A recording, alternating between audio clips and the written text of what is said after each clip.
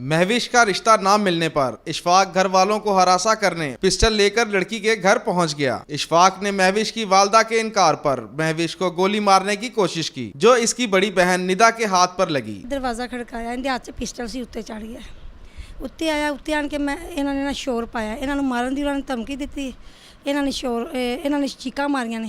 اسی دوڑ کے اوپر آیا بھی اوپر والے کی ہو گیا، سانوں یہ نہیں پتا کہ مارن واسطے آیا یا کیویں بھی۔ اسی میں اوپر آئی ہوں، منڈے نے پسٹل کیتا مینوں سامنا تے اسی دوڑ کے تھلے۔